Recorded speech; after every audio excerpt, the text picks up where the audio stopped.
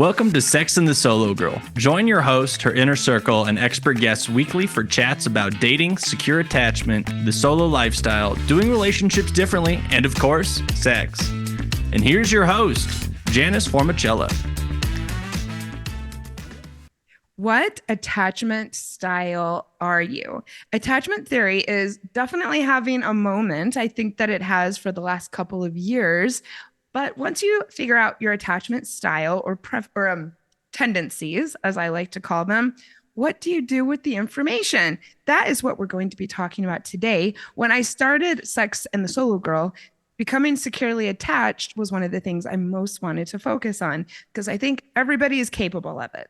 Today, I have one of my favorite guest co-hosts, Brian Dunn, to talk about how to become securely attached. Hello, my dear. Hello. Hey, Janice. Great to be here. I always love having you on. We do things like healthy communication, tricky conversations, all things that lead to stable and happy relationships. And you really, I would say, kind of my go-to when it comes to this type of thing. So thank you for being back. Yeah, it's a pleasure. It's my honor. Oh, I'm so glad to see you. And it's Friday when we're recording, and it's great to end the week with you. We actually end up recording on Fridays quite a bit. So let's get into this. What is attachment theory? I will say, and this is not an episode on the history of attachment theory, but I will say a lot of people believe that it began with the very popular book Attached, which came out only a number of years ago. But attachment theory really does date back all the way to the 60s. Psychologists have been studying this for quite a while, and how our childhood and our relationship with our parents leads to how we are as adults. And yeah, so I do want people to know this isn't really a new thing. Why? But it is a newly popular thing. It's picked up in popularity because people are looking to hack everything, biohack, whatever, hack everything. And this is a way to hack relationships, understand more about yourself as therapy, mental health have become more popular. Understanding relationships, relationship dynamics has also become something that people are wanting to learn more about, the science behind the way to maximize that. And attachment theory, attachment styles is one major part of that because it greatly drives and kind of determines how we react to different situations. And as you mentioned, comes from our childhood. It's basically how, as babies, our nervous system learns to react to when we have a need to be held, or where we're lonely, or we are hungry, or we need our diaper changed. How will our caregiver, our parent, react to that? Will we get the care we need? Will we get attention? Will they walk away? How safe and secure are we? Mm-hmm. And so that basically ingrains in our nervous system, in our natural OS, or our operating system, how safe, how secure, how reliable are people that we love in order to meet our needs when we have needs. I do think it's interesting. It's really hard for me to pinpoint what from my childhood led to how I am today, because I've been on such a journey to become secure. But, maybe we'll touch on that. I also think that anxiety has come more into the consciousness, especially in, the American zeitgeist. And because, anxiously attached is one of the primary types, I think that people found that interesting and could relate to that quite a bit. And partially what this episode is about is, this is not going to be a popular thing to say, but I believe that some people use it as an excuse for poor behavior. And again, that's why I'm pushing so hard in my coaching practice to encourage people to try to become secure. Okay, Brian, I think it would be good to lay a foundation. What are the primary attachment styles / tendencies? First, we've got avoidant. What do you want to say about that? And then I'm going to chime in with my opinion about this style. Yeah, I think avoidant, the names are mostly pretty self-explanatory, but avoidant means you like to avoid. You need space when things get too serious or too close. You feel like a little bit claustrophobic. You need some breathing room. You may pull away. And I want to really stress something. Yes. I think that avoidant attachment styles is extremely misunderstood, and it is definitely a pet peeve of mine. I really think that anxious attachment gets a lot of attention, almost positive in a way. And avoidant attachment style tends to be completely demonized. This was one of the things that I didn't like about the very popular book. And I want to stress that it does not mean that you avoid relationships. It means that you avoid conflict. It means that you avoid some level of intimacy. And yes, as you said, it means also that when there are heated times inside of a relationship, you may want to avoid addressing it. Whereas anxious people or anxiously attached are anxious to attack things with their partners. So please, everybody, I mean, how many times have I heard from people who say that they put no avoidance on their dating profile? That is troubling to me. And I will say this as somebody who used to be this way, with a huge fear of intimacy and wanting my partners to just go away rather than talk things out. All right. Anxious attachment. Anxious attachment is more of the holding on, kind of a not nice way to say it is clingy, when somebody is like over your comfort level of wanting to connect. That may feel clingy, but anxious is sending more texts, or in your head, why aren't they texting back? Why aren't they connecting? Do they still like me? Wondering and kind of turning getting anxious about the connection, and is it still solid? Is it still valid? Do they still like me? Do they still love me? And the texting and wanting the person to text back right away is the classic example that everybody uses. And again, these are things that you can overcome. I feel like people really cling to their anxiousness or their anxiety over relationships, and this is no way to live. I mean, to be just sitting there waiting for your partner to respond and feeling nervous and anxious when they don't. I mean, come on, life is too short, and we're going to help you overcome this. I would like you to speak to this one that I'm not as familiar with, and this is disorganized, anxious, fearful. I know that this is now considered one of the primary types, but maybe you can fill me in a bit. Yes. So it's sort of depending on the model or the practitioner or the expert, the professor you look at, there's different ways that they refer to this third type, which is kind of a combination of avoidant anxious, because can be anxious fearful, anxious avoidant. It's sort of like you have both. And so you're anxious, but when you get what you want, you sort of pull back. So it's sort of a mix between the two. And nobody is 100% one of these. Like when you take the quiz, you might be 60% one thing, 25% another, 15% another. So you're always going to be a combination depending on what triggers or what's happening in the situation, in the relationship. So you may be totally fine, but then you may feel secure, but then you don't hear back from someone for 2 days. And then you might go into kind of your anxious attachment style, anxious kicks in, and then you start to feel that way. Or someone gets too close, like you want them and you want that connection, but then, they maybe reciprocate. And then maybe you start to get a little bit avoidant in response to that. So it can be a combination. It can be the disorganized, anxious, fearful, anxious, avoidant. So none of this is in a vacuum. None of this is 100%. It's all of these different instinctual nervous system reactions to the situations happening within you. Thank you. And I like what you said about the nervous system. I'm sorry to interrupt. Because these are things that create like body memories in us, particularly with anxious attached, because anxiety is a very, very visceral physical feeling. And you can just simply get used to that and feel almost like you don't have power over it. And I've totally been there, and you do, as far as not being 100% one or the other. When I took the test, I came out very much secure with a little dash of avoidant. And I think that is because I don't rely on others to, I think, comfort me when I am upset. I will say, however, and we will discuss the fact that being with certain partners can bring out or does bring out different sides of you.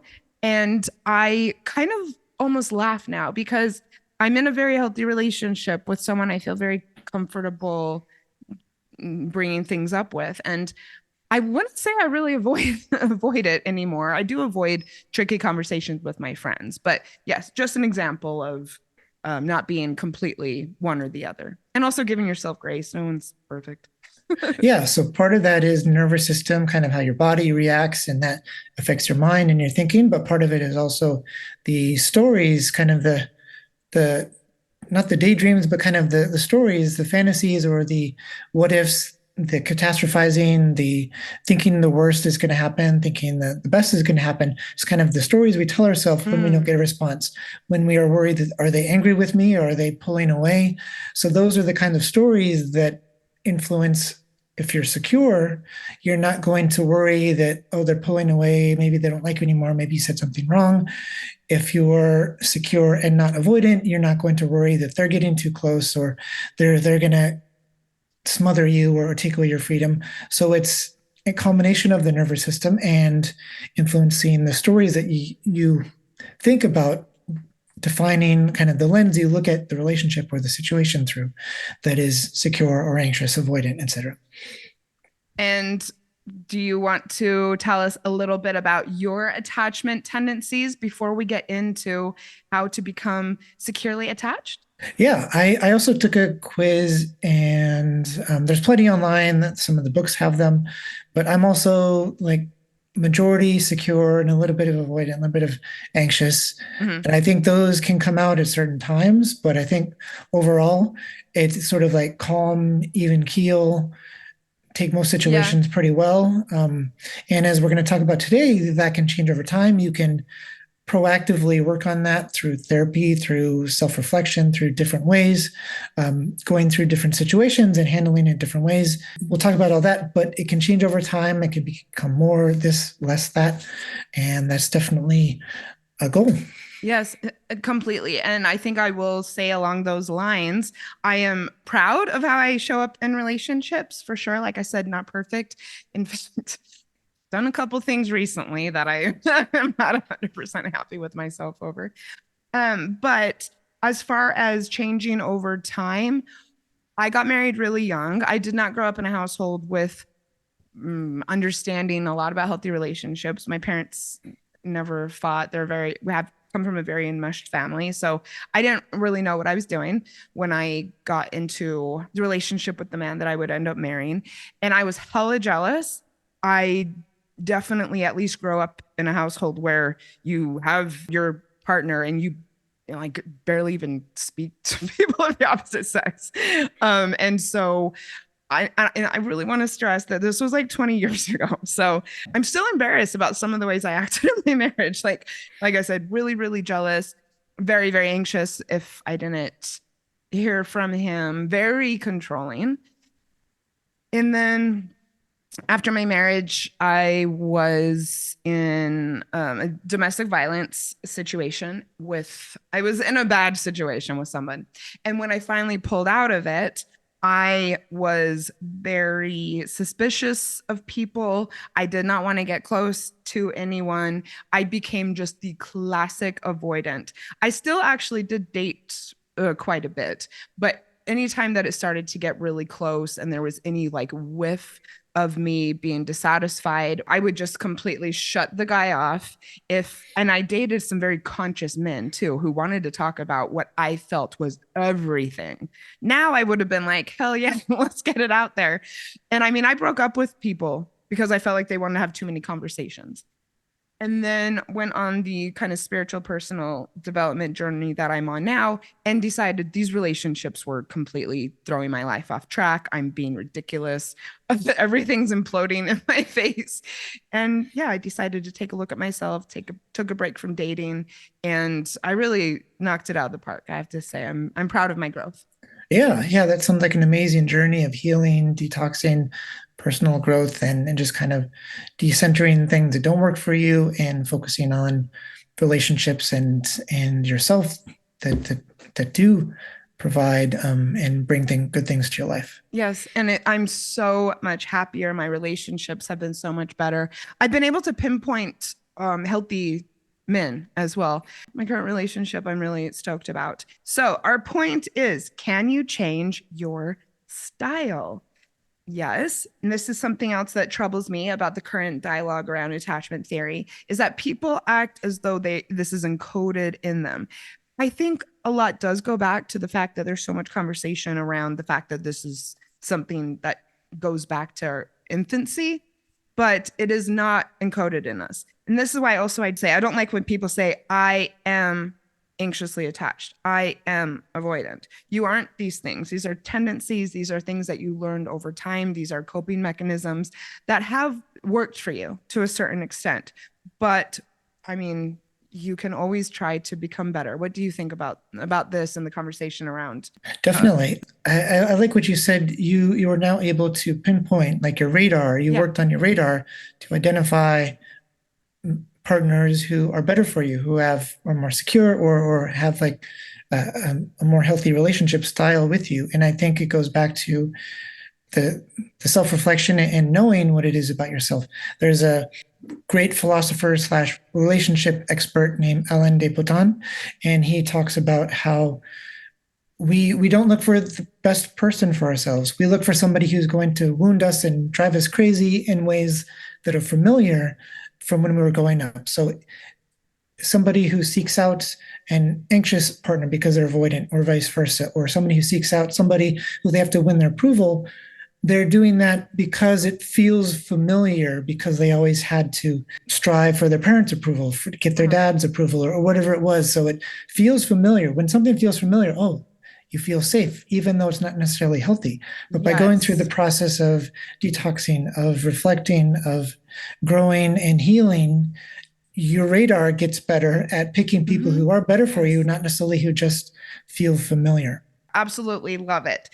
When we move from insecure attachment style to secure, it is called earned secure. Isn't that great? And I would definitely be an example of earned secure. I was a ridiculous mess earlier in my life with men.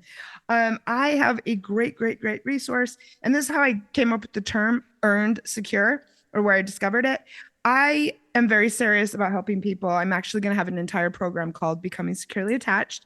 And because of that, I have a bunch of resources all over. And this book is called Securely Attached: Transform Your Attachment Patterns into Loving, Lasting Romantic Relationships. It is actually a workbook. It's just an amazing resource. It's 150 pages full of helping you determine your attachment style and helping you move from insecure to secure. And yes, the author, Eli Harwood, talks about earned secure. And that really got me on fire when I came across it. Anybody can learn to do that. And what is it going to look like from moving from insecure to secure? We've got a list of how you show up in relationships when you feel more secure. And I want to go through this because I would really hope that this will motivate people to not only self-reflect, but take it upon themselves to do the work and show it better in relationships. I will also say, a complete side note, one of the consequences or the benefits that I've received from becoming securely attached is my breakups have gotten easier. Obviously, I'm a breakup coach who knows a lot about healing, but I'm like, it didn't work out. That's cool. Honestly. Yeah. Mm-hmm. And I know that a lot of people listening are maybe struggling with a breakup or have gone through a bad breakup. I think we all have. And this could be something that helps you with that in the future. Yeah, definitely. I think the breakups and when you're in the relationship goes back to when you're more securely attached, when you have a more stable relationship, your nervous system is less activated. So it's more calm. You're not in a constant state of push and pull. And it just feels more calming and it's more peaceful. Some people, like I said, some people need a little bit or some or a lot of kind of that anxiety or that push and pull or that passion where there's more arguments or more kind of tension. Yeah, And because then you because feel that like feels you're familiar. working. You feel like you're If, working on it for it to a certain yeah, extent when there's conflict, like you're yeah. becoming closer. Not necessarily. And that could be because you grew up in a household where that was the norm and that feels Right. familiar, that where that feels like love. You don't feel like somebody loves you unless there's tension or there's fights or you're Mm. having to earn it or you're having to prove it. But that Yeah. is kind of on the unhealthy end of the spectrum. And when you get back towards being securely attached, healthy relationship, there's less of that Uh-huh. tension and the ups and downs. Yeah. And you're back into a place where it's more calm and even keeled, and your nervous system can relax because you're not always on guard Mm. on Yeah. on lookout. Mm. And I want to say some people hearing that I come out of relationships without it devastating me might say that that's because I'm avoidant. But I just want to be clear. My last relationship, when it ended, I was completely heartbroken. For 2 weeks, I was like numb. Just, I didn't want to talk about it. So I was still very, very upset over it. But I bounced back so quickly. So let's talk about what secure looks like. Brian, go ahead. I mean, you just did mention that there's ups and downs in relationships, and a securely attached person kind of goes with the flow. I can relate to that. I think when I was more anxious, I thought if we had a fight, we're going to break up. This is the worst thing ever. And that was never really the case. Yeah, yeah, exactly. That's the avoidant, the anxious, the fearful, avoidant, disorganized, etc. So when there's a problem, it's a much bigger deal versus secure. Oh, there's ups and downs. We had a disagreement. We had a little bit of an argument. There was a misunderstanding, Mhm. but it's a lot easier, a lot quicker to come back to being in the middle, being calm and connected again. Where the other non-secure attachment styles, there's a lot more tension. There's a lot more danger of things turning into bigger things because of the clash of the nervous systems and the anxiety and the Yeah. avoidance and all that. When you have anxiety in your body, I mean, it's rough. You really do think and catastrophize things. I will also say, I believe that people who are more securely attached have the ability to take responsibility for their own actions and see their role in conflict. And absolutely, whenever I have a conflict with my partner, I definitely am like, what did I do to contribute to this? And also, like, how can I do better next time? And that's so liberating, I feel.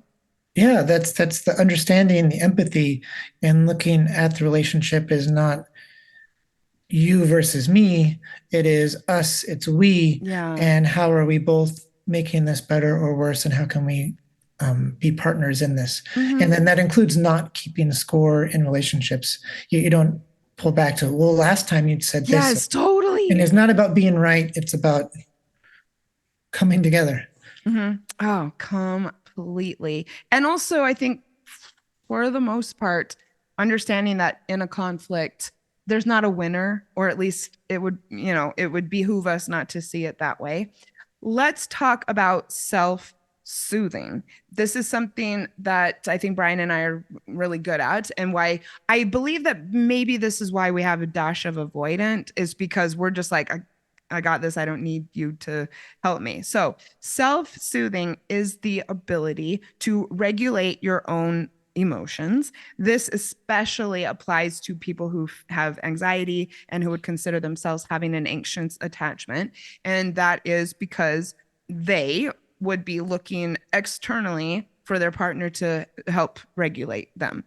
This is why I think when there's conflict, the whole texting thing and needing to hear back right away is so prevalent. And also, this is where there can be quite a clash between people with anxious attachment and avoidant. Is the avoidant is going to need to have a period to calm down, or they would at least like it. And an anxious person wants to talk about it right now because their nervous system is so out of whack, and that will help them feel better. Self-soothing helps you to calm your own anxiety, and it can be hella hard to learn, but it's possible. Yes, that's the nervous system and the stories in your head.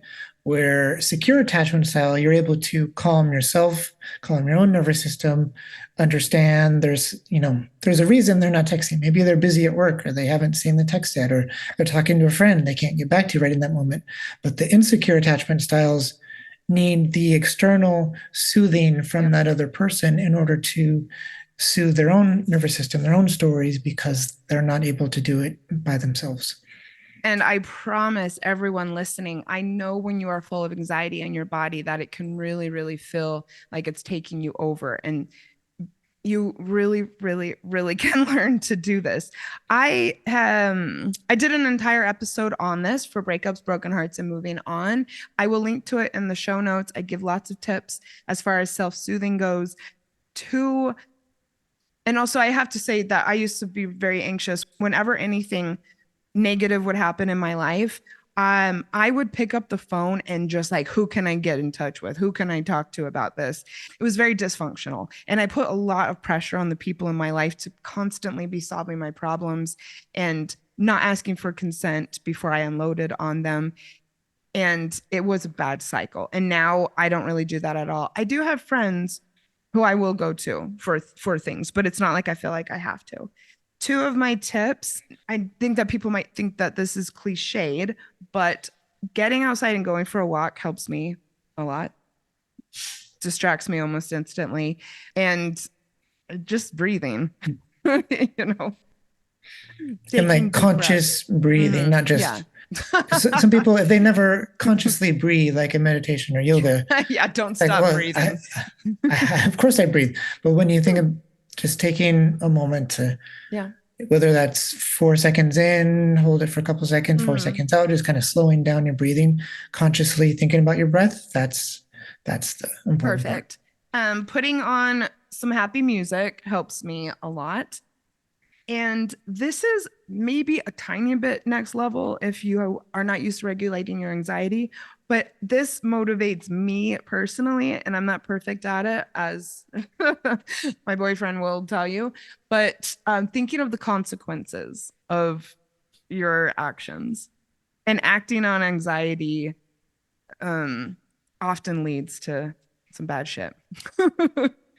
Other ways secure relationships feel and look like are not that we talk about catastrophizing, thinking about the worst. That's something that comes up less when you're in a secure relationship. A secure relationship allows you to be closer to communicating in a healthy way, being able to speak your needs, hold space and listen to the other person without judging them, without being defensive, and a ability to work on problems together as allies, not adversaries, as we talked about. And then being able to ask what they're feeling if you can't read their face or read their emotions. Because if you're avoidant or anxious or one or the other, insecure, you may jump to conclusions, make up stories in your head, and then walk away, or act in a way you're trying to fix a problem where you don't know it's a problem. Does he really love me? I think who's he texting? He must be texting someone else. So I'm going to give him more love, and then to try and prove that I'm worthy of love. And then that other person sort of feels, I'm just got to take care of this thing with my brother. Why are they hugging me? Why are they baking cookies? I don't need that. I just want to hang out. And so you're kind of jumping to assumptions, where back to secure, you're able to talk about things in the open, and you don't have to jump to those conclusions. You don't have to act in ways trying to fix problems where you don't know if there's a problem or not. Seek to understand your partner, come from a curious mindset about what they're experiencing. Secure attached also looks like missing a partner, but not being stressed out about being apart from them, not being distressed about it, not being completely preoccupied about what they are doing when you're going to see them again. That's pretty basic, don't you think? Yeah. Oh, this is one that I really, really like. Talking about the good and bad in past relationships. I think that if you're able to look back with little emotionality about your previous relationships, or talking about an ex, that would be more of a sign that you are more secure. Yeah. Oh, and also, Brian, I wanted to touch on this. Speaking your needs inside of a relationship, or as I mostly prefer to say speaking your maybe like wants or desires. I think that we have the capability of taking care of a lot of our basic needs.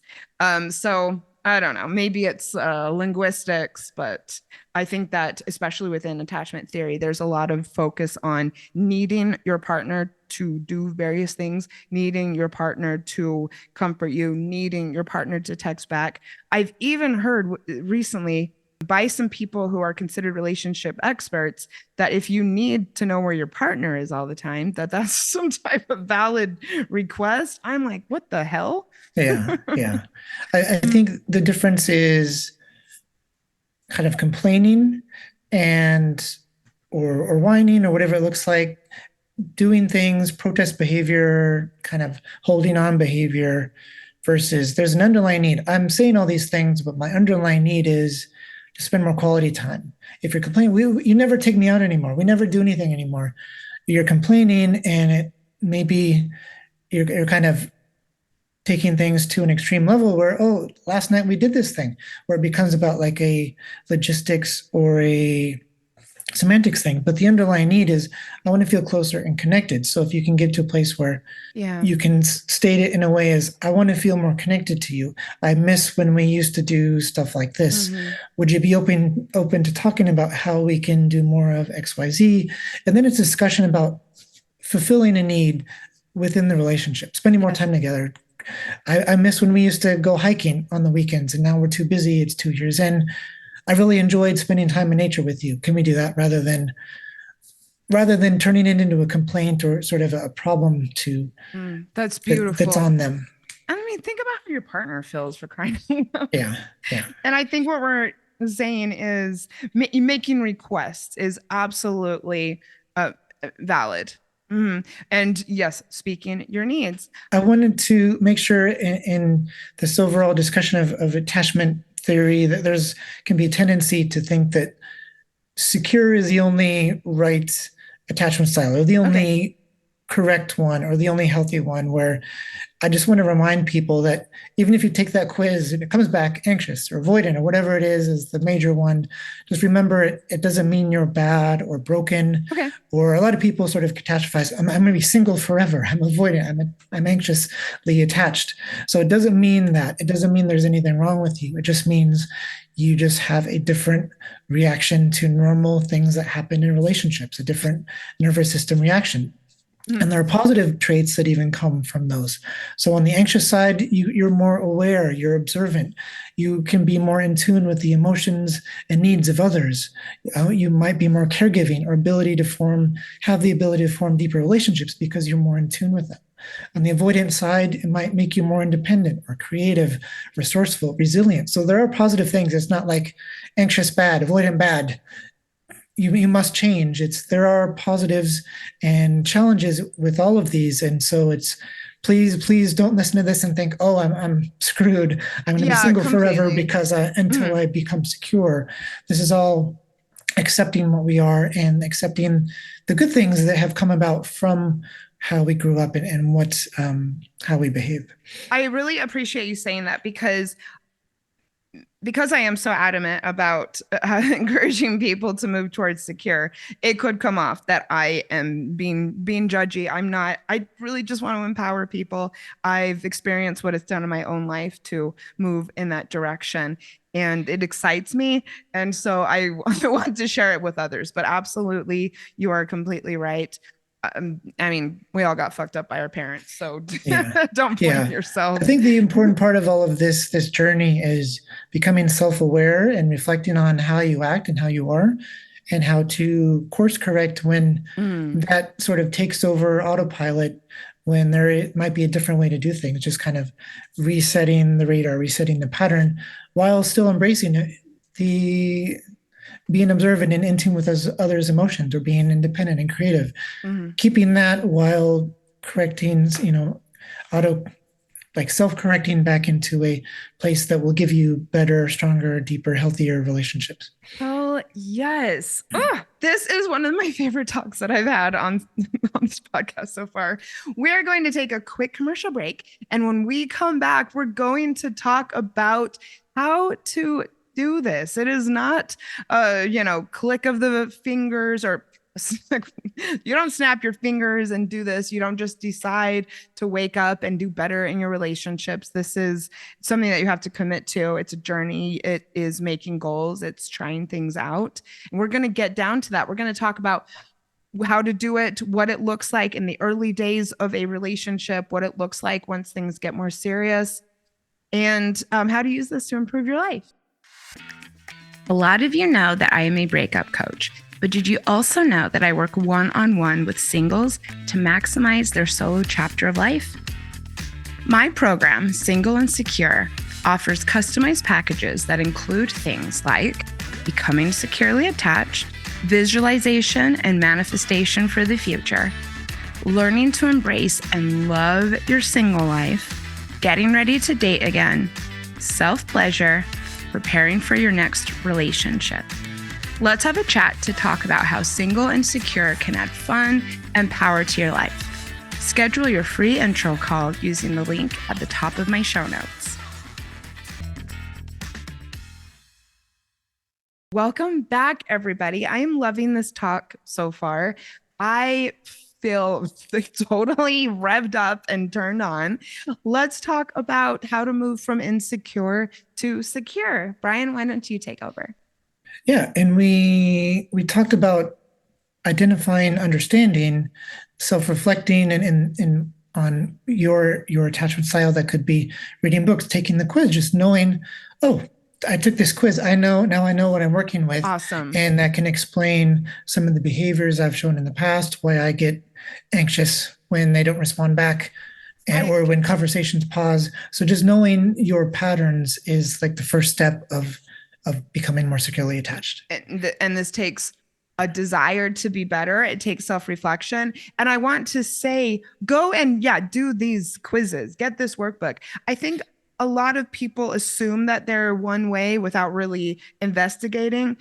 This is a little bit of a side note, but I also think that that's how some people are with the love languages, is they just kind of assume that they're one. And it can be really eye-opening to actually go and, like I said, investigate and get more information about yourself, so that you have the terminology to have a dialogue even with yourself about it. Yeah. And once you have a picture of that, then you can go back and look at your patterns from the past, different relationships or different people you dated, and look at some of the negative things or positive things that happened in those relationships. And identifying, how did I handle those situations, and how does my attachment style kind of percentage breakdown map up to that and contribute to how I instinctually react to those situations. Mm-hmm. Yeah. Knowledge and data about yourself is definitely the first step. What would you say about learning to communicate? This is probably the most challenging part of becoming more securely attached. Very few of us are raised to know how to communication have that book. The Gottman's Attune method, ATTUNE. It's like an acronym for something. Just how to listen and hold space and be there for your partner. But I think overall, it's kind of stepping back with the knowledge of your attachment style and how you show up in different situations in these relationships, and determining. So looking back, this is how I am, and determining how you want to change, how you do want to show up in the future. And then how do you go from point A to point B? How do you work against some of the instincts that might take over, might be on autopilot in certain situations? So if your normal reaction when someone doesn't respond back is either to get upset and sort of pout or be upset on your own, or to text them and say, hey, I haven't heard from you. What's going on? And kind of whatever that protest behavior is, whatever that coping mechanism is to protect yourself, how do you recognize, oh, wait, I'm about to tell myself this story that they must be talking to somebody else, or they must not love me anymore, or I'm about to send them a 3-screen long message about how dare they not respond back to me in the middle of the day when I know they're at work or whatever. How do you catch yourself before you do those things and then start to make those adjustments? Oh, wait a second. let me think about another way to handle this situation besides the normal Blowing thing I them would up. do. Yeah. How annoying. Yeah. Yeah, I have to say, communicate your desire to have more prompt responses or self-soothe. Yes. Oh, wait. Yes. Oh, I just wanted to give another resource as far as learning to communicate more effectively. This book kind of changed me. And it's called, of course, Nonviolent Communication, A Language of Life by Marshall Rosenberg. Really, everybody, this book is got it going on. So check it out. All right, we're not going to get too much into this, but just as far as generally becoming more secure, learning to self-soothe, so many resources out there. Like I said, I'll link to an episode. And learning new habits. When you create a habit, you do it over time. So let's just remember that. And with the communication, just an example like that, my girlfriend of almost 4 years, early on, we would often text in the evenings or when we were away from each other. But during the workday, there would be times where I'd be in meetings, I couldn't respond. And there was at one point, she had sent me a couple messages and then I saw them, but I was doing other things during the day. I didn't respond for like 3-ish hours. And she texted me, "Hey, I know you're busy with work." So she said, "I know you're busy with work, but I normally hear back from you pretty quickly. So when I don't hear from you for 3 hours or whatever, this is how it makes me feel. So it would be great if you could at least acknowledge, hey, I'm busy, I can't respond, I'm in a meeting or going into meetings, so I can soothe my own anxious attachment style. That would be great. Is that something that you're open to?" So just the way that's not word for word, it's been a while, but that was the gist of what she said. And so rather than being, "I haven't heard from you, what's going on?" or "You're so inconsiderate, so rude," being accusatory, it was, "Here's how I feel because of my attachment style. Here's what would be great if you could help me with this, help me feel more secure that you're not pulling away in these 3 hours because you're avoiding me." And that way, I know how I can show up for her. She's communicating a need. She's aware of her natural tendencies to kind of think the worst. And then we come together and we help each other out in the middle. I'm smiling so big. That is pure nonviolent communication. When you say, when you do this, it leads me to feel this way, because that's brilliant. I also would maybe suggest starting the sentence out with, "Can I make a request?" Yeah, I had to do that recently. Sometimes it's like seemingly in the middle of the conversation, I stop hearing from my partner. Yeah, and that's consent right there. Yeah. Yeah. So I said, "Can I make a request if you're going to go do this thing? Just kind of like, say bye or something." Set up to have a shift in the conversation, or that they are prepared to, "Oh, wait, you're going to ask for something. Let me be ready to respond." Totally reasonable. The whole thing she sent me was, she had self-reflected, she was aware, she identified and accepted her own patterns. She knew how she wanted to show up and not be clingy or overbearing or accusatory or whatever. She wanted to have a healthy style of communication. She was able to communicate it. She was able to self-soothe, but also ask for my help in soothing her. And It was a new communication habit for us. Wow. That is such a good example. Absolutely. Love it. All right, Brian, thank you for that. And seriously, I'm guessing that this is something that she learned to do. Yes. Like, serious props to your girlfriend. What did you want to say about secure attachment and boundaries, Brian? Yeah, so we talked about how you can start to become more securely attached and self-soothe and have a more calm nervous system on your own. But just like reading a cookbook won't tell you how to cook, you have to actually get in the kitchen and burn some things and crack some eggs and whatever it is. You can't do it in a vacuum. Okay. A lot of becoming securely attached is about how you handle things in relation to other people. So that can start with boundaries, and that doesn't have to be romantic relationships. That's friendships, family, work colleagues, platonic relationships.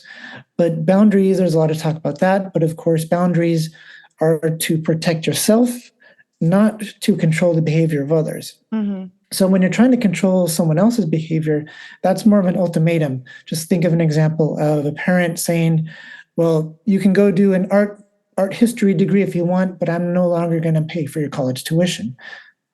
That That's an happened to ultimatum. me. That's an ultimatum. But a boundary is like setting a fence or a line in the sand. It's at the point where I can still love you and me without compromising myself. It's if you do that, I will disengage. If you speak to me like that, I'm going to hang up the phone or I'm going to leave the room. This can be something that comes up with parents or friends. Parents can be very judgmental sometimes, or you're raising your kids wrong, or you're doing the wrong thing with your career. Well, if you or criticizing how you dress even, or who you have relationships with. Mm-hmm. If you continue to speak to me that way, I'm going to hang up the phone, or I'm going to exit the room. I'm going to cut off the conversation. So it's not controlling their behavior.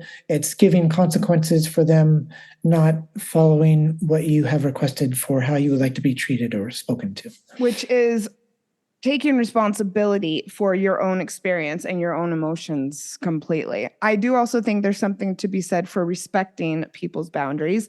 For instance, perhaps someone who's has avoidant tendencies, might ignore their partner because they don't want to face the conversation or the discomfort. That might be a boundary violation for your partner to be, ignored for a day or given the silent treatment. So I would suggest, being respectful of that. And obviously someone who has anxiety issues may not respect the fact that their partner needs a little space, so it's a two-way thing. So you're getting out there and you are dating, you're on a journey to show up differently and more positively in relationships. Let's talk about the early days of dating. This just shows up so immediately when you are starting to get close to someone. Brian, what are some tips once you can, you know what? I think even when you haven't gotten to the point of determining if you're going to have a relationship with someone. You're just starting dating. I think it comes back to the nervous system feelings turn into stories in your head, turn into behaviors, but oftentimes we only see the outcome of the behavior. We're not aware of all the other parts that lead up to that. So being able to cut off your stories in your head before you act out or to change that behavior. But just being aware of your patterns. So for example, are you the type of dater who gets really attached to someone very quickly? Or you like after 1 or 2 or 3 dates, oh my God, this is going to be great. And then it's hard to get past 1 or 2 or 3 dates with people because it never seems to work out. And if that's the case, there could be different reasons. They could feel overwhelmed. It could just not work out. You could be overinvesting, but a way to counteract that and to drift towards more securely attached and not anxious and holding on too quickly is to date multiple people at once. And if you normally say after one good date, I'm not going to swipe on my app anymore, I'm not going to talk to anybody new. Well, after one good date, there's a lot of ghosting that happens. There's a lot of, I'm not really sure. And maybe it doesn't go to second date, even though the first date went really well. So what is your pattern? Where are you kind of getting stuck? Maybe instead of after one date, maybe I'm going to say 1 month. So if we are dating for 1 month, then I'm going to stop entertaining new prospects. Whatever your normal pattern is, whatever your normal past looks like, if you don't change anything, you're not going to get different results. So brilliant. So if you attach too quickly, entertain more prospects. The best advice I can give to people who want to have better relationships when dating and less disappointments is to go slow. Yeah. And along those lines, whether you feel avoidant or feel anxious, having an actual conversation about where the relationship is going is very healthy and beneficial for both. Being able to have multiple people to compare and contrast with will allow you to weigh the pros and cons, not get attached too quickly in order to change that pattern. Now, if you were normally more avoidant or you date multiple people, you're like in the bathroom on that first date, you're still swiping on the app and trying to find more people to match with. Yowza. Maybe that's a sign to go a little bit quicker with Yeah, people. give Maybe them a invest a little bit chance. more. Maybe say, okay, rather than having 20 conversations on the apps going and 5 dates a week, maybe I'm going to slow down and maybe have like 1 or 2 dates a week only, slow down a little bit. So it's kind of counteracting. As you are in these early stages of dating, the first 1, 2, 3, 4 dates, knowing your attachment style and being able to communicate that might be something like a good topic for the second, third date. Say, I'm kind of anxiously attached. So if we want to continue to pursue this, I'm going to need, I would like to, and then you express your need, whether that's like texting in between the dates. Like if you only go out on Saturdays and there's no texting between that, it's hard for me, you can say it's hard for me to maintain interest and momentum if we're not texting in between, if we're not communicating in between those dates. It's hard for me to maintain interest in you. Yes. So that's perfectly fine. Just to be aware and communicate what that is. If they want to see you, it's Sunday, and then, they want to see me again Monday, Tuesday. If that's a little bit too much for you, say, I'm really enjoying getting to know you, but I need a bit more time between the dates and allow this to grow. So so just being able to communicate that. This can be a little uncomfortable, I think, to put some of this out there.